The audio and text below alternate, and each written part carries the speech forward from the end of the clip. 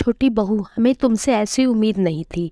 अनीता तो उतनी पढ़ी लिखी नहीं है और गांव में पली बढ़ी है, पर तुम तो शहर में रही हो और उच्च शिक्षा प्राप्त कर रखी है। तुम्हें ऐसे सास ससुर की चुगली करना शोभा देता है क्या? रेशम के कान में सास उमा जी की बातें ऐसे चुभ रही थी जैसे कोई जहर बुझे तीर छोड़ रहा हो। सॉरी माँ जी, मैं आगे से ध्यान रखूंगी। मैं अब कभी ऐसा कुछ नहीं करूंगी जिससे आपका दिल दुखे। रेशम ने कह तो दिया, पर बोलते हुए उसकी आंखें भी भर आई थी और गला भी भर्रा गया था, जिसे कुछ दूर सोफे पर बैठे पीयूष ने अच्छी तरह महसूस किया। वह जानता था कि रेशम का दिल बहुत साफ है और अनीता को वह माँ के खिलाफ भड़का नहीं रही थी, पर माँ के सामने कुछ भी कहने की उसकी हिम्मत नहीं पड़ी। और जब उसने भरी भरी आंखों से रेशम को अपने बेडरूम में जाते देख लिया था, सो थोड़ी देर में बहाने से खिसक गया। और जब पीयूष बेडरूम में पहुंचा तो उसने देखा रेशम बिस्तर पर औंधे मुंह लेटी हुई थी और उसकी पीठ की हरकत से लग रहा था कि वह हिचकियां लेकर रो रही है। यह देखकर पीयूष को बहुत बुरा लगा और वह रेशम की पीठ पर हाथ फेरने लगा। सहानुभूति का स्पर्श पाकर रेशम एकदम पिघल गई।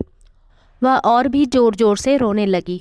दरअसल हुआ ये था कि रेशम इस घर की छोटी बहू थी। उसे ब्याह कर आए हुए कुछ ही महीने हुए थे।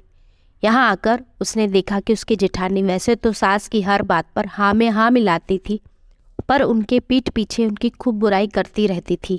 रेशम ने एक दो बार अनीता से कहा भी कि दीदी छोड़िए ना ये सब बातें, आपको जो भी कहना हो माँ जी के सामने कहा करें, इससे उन्हें अपनी गलती भी पता चल जाएगी और आपको भी उनसे शिकायत नहीं रहेगी। पर एक तो अनीता को यह बात कुछ जची नहीं और दूसरे तभी माँ जी किसी काम से निकली तो उन्होंने सोचा कि दोनों बहुएं मिलकर उनकी चुगली कर रही हैं। और फिर उन्होंने रेशम को समझाने के गरज से बोल दिया कि ये उनकी चुगली ना किया करे।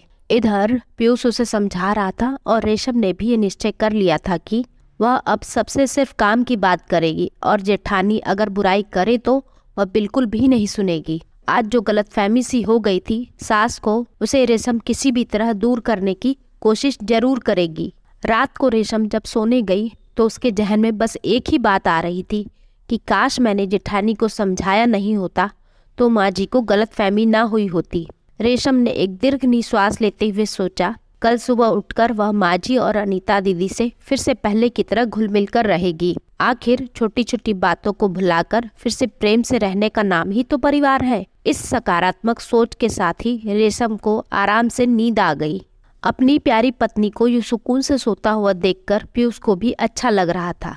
तो दोस्तों, उम्मीद करती हूँ छोटी सी कहानी आपको पसंद आई होगी और आपकी जो भी राय हो प्लीज़ कमेंट में ज़रूर से लिख के बताएं। फिर मिलते हैं एक अच्छी सी और नई कहानी के साथ।